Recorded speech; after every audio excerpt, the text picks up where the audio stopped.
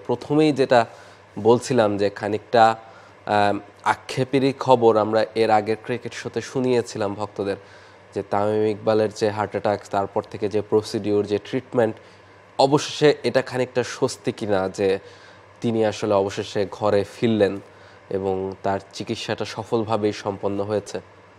একদমই তাই। এই খবরটা শোনার জন্যই আসলে হয়তোবা পুরো বাংলাদেশ তাকিয়েছিল যে তামিম ইকবাল আসলে কবে বাড়ি ফিরবেন। পুরোপুরি শঙ্কা কাটিয়েছেন এমনটা বলা যায় না, তবে বাড়ি ফিরেছেন হাসপাতাল থেকে, এটা অনেক বড় একটা রিলিফের খবর তামিম ভক্ত, স্পেশালি বাংলাদেশ সবার জন্য। কারণ পুরো বাংলাদেশ তামিমের জন্য দোয়া করেছিলেন। যে সিচুয়েশনটা সেদিন হয়েছিল, হুট করে আসলে তামিম বিকেএসপির মাঠে খেলা চলাকালীন অবস্থায় অসুস্থ হয়ে পড়েন। এরপর তাকে সাভারের কেপিজে হসপিটালে নিয়ে যাওয়া। টানা সপ্তমবারের মতো বেস্ট টিস্যু পেপার ব্র্যান্ড হিসেবে স্বীকৃতি পেয়েছে বসুন্ধরা টিস্যু। গতকাল সবচেয়ে আপডেট, তিনি তার অফিসিয়াল ফেসবুক পেজ থেকে সোশ্যাল মিডিয়াতে একটা পোস্ট করা হয়েছে এবং সেখানে তিনি জানিয়েছেন যে তিনি আসলে বাড়ি ফিরেছেন এবং সেখানে সবাইকে তিনি ধন্যবাদ জানিয়েছেন। এখানে আয়েশা সিদ্দিকা ইকবাল গত রাতে তিনিও এই পোস্টটা করেছেন এবং সবার কাছে ধন্যবাদ চেয়েছেন। তামিম ইকবাল সেই দুজনের ছবি দিয়ে কেপিজে হসপিটালের ডাক্তার সবাইকে, এবং তিনি বলছেন যে দেখেন ঢাকার অদূরে, ঢাকা শহরের বাইরেও যে এমন একটা এলাকায় এত উঁচু মানের একটা হসপিটাল রয়েছে এবং শুধুমাত্র মানে একটা ভালো হসপিটাল না, সেখানে ডাক্তারদের তিনি প্রশংসা করেছেন এবং সবার সংশ্লিষ্ট সবার, সারা বাংলাদেশের মানুষকেও ধন্যবাদ জানিয়েছেন যারা তার জন্য দোয়া করেছেন। সবাইকে ধন্যবাদ জানিয়ে তিনি আসলে সেই পোস্টটা করেছেন এবং বলেছেন যে অবশেষে তিনি বাড়ি ফিরেছেন। এবং তার সহধর্মিনী আয়েশা সিদ্দিকা ইকবাল তিনিও পোস্ট করেছেন এবং তিনিও সবাইকে ধন্যবাদ জানিয়ে বলেছেন যে এখন আপাতত স্বস্তির খবর এটাই যে তামিম বাড়ি ফিরেছে। এটা খুবই আসলে ভালো, কারণ হসপিটালে যদি অবজারভেশনে আরও থাকতে হতো আমরা আসলে এটাই ভাবতাম যে নিশ্চয়ই এখনও ততটা শঙ্কামুক্ত নন তিনি, যার কারণে এখনও হসপিটালে অবস্থান করতে হচ্ছেন।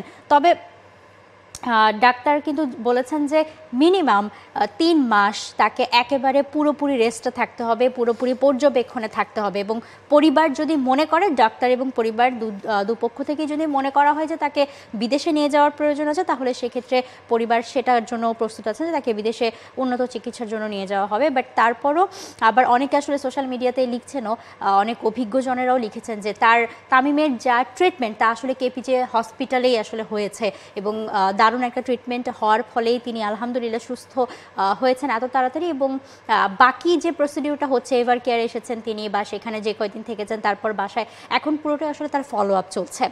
তবে আসলেই স্বস্তির খবর এটা যে তামিম ইকবাল খান পুরো বাংলাদেশ নড়ে গিয়েছিল, ভূমিকম্পে যেমন নড়ে যায় না, মানে ওই এক মুহূর্তে। যেমন আমরা আকরাম খানের একটা ইন্টারভিউ দেখছিলাম যে সেখানে তিনি বলেছিলেন যে তিনি শুনেছিলেন যে তামিম ইজ নো মোর।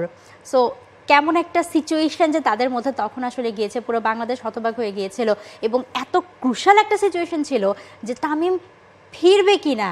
মানে নর্মালি তো ইনজুর্ড হলে আমরা ক্রিকেটারদের ইনজুরির খবর পড়ি, জানি, শুনি, কিন্তু এমন একটা বিষয় যেখানে আন্তর্জাতিক মাধ্যম থেকেও লাসিথ মালিঙ্গা থেকে শুরু করে অনেকেই, সিকান্দার রাজা, অনেকেই অনেক আন্তর্জাতিক ক্রিকেটাররাও কিন্তু তামিমের জন্য দোয়া করেছেন, শুভকামনা জানিয়েছেন যাতে তিনি তাড়াতাড়ি সুস্থ হয়েছেন এবং আলহামদুলিল্লাহ অবশেষে তিনি বাড়ি ফিরেছেন। এটা আসলে পুরো ক্রিকেট ভক্তদের, পুরো বাংলাদেশের জন্য স্বস্তির খবর এবং আমরা আশা করি যে বাকি ফলো আপ যা রয়েছে, 3 মাসের যে রেস্ট নেওয়ার ব্যাপারটা, সব কিছু যাতে তামিম আসলে দেখে শুনে ঠিকঠাক মতো করে চলতে পারেন এবং খুব দ্রুতই মাঠে যাতে আবার ফিরতে পারেন। অ্যাবসলিউটলি। এবং এই জায়গায় আসলে অন দ্য মোমেন্ট ডিসিশনগুলো খুব বেশি ক্রুশাল ছিল। আপনি যেটা বলছিলেন যে কেপিজে হসপিটালেই আসলে তার পুরো ট্রিটমেন্টটা হয়ে গেছে, এখন যাই হবে সেগুলো আসলে ফলো আপ, তিনি যদি বিদেশে যান সেটা হয়তো বা ফলো আপের জন্য যেতেই পারেন।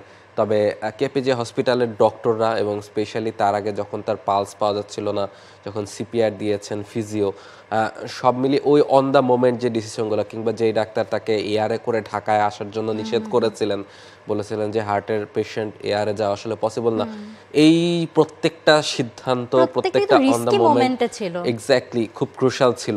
এই জায়গায় একটা বাজে সিদ্ধান্ত আসলে আমরা যে শঙ্কাটা করছিলাম প্রথম দিন যে তিনি ফিরবেন কিনা সেটাকে আসলে সত্যি করতে পারতো।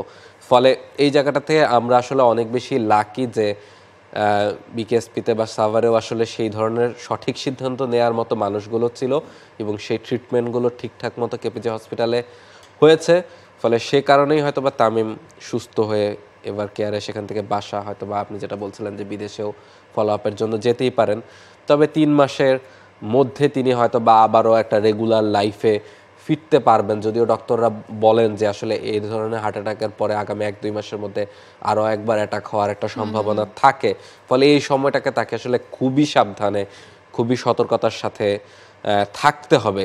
কোনো রকম লাইফস্টাইলের মানে বিরুদ্ধে যায় তার, বা ডক্টররা যেভাবে গাইড করছেন তার বিরুদ্ধে যায়, এরকম কিছু তিনি আসলে করতে পারবেন না। সেটা আসলে তার জন্য বড় বিপদ হয়ে দাঁড়াতে পারে। ফলে আমরাও সেই প্রত্যাশাই রাখবো যে তামিম ইকবাল আসলে সেগুলো মেনে চলে, তার ফ্যামিলিও আছে, ফলে সেগুলো মেনে যেন তিনি তার লাইফস্টাইলটা মেনটেন করেন এবং খুব দ্রুতই সুস্থ হয়ে মাঠে ফেরার ব্যাপারটা এখনও বলা যাচ্ছে না, কারণ এটা যেহেতু একটা ইনজুরি না, আপনি বললেন এটা একটা বিরাট অসুস্থতা, ফলে সেই জায়গাটা থেকে ফিরে আসতেও সময় লাগবে। অন্তত আপাতত একটা নর্মাল লাইফে তামিম ইকবাল ফিরবেন খুব দ্রুত, সেই প্রত্যাশাই আমরা করছি। For more updates, subscribe to our YouTube channel and click on the bell icon. Follow us on Facebook and Instagram. Download T-Sports app to enjoy exciting games and highlights. Visit tsports.com.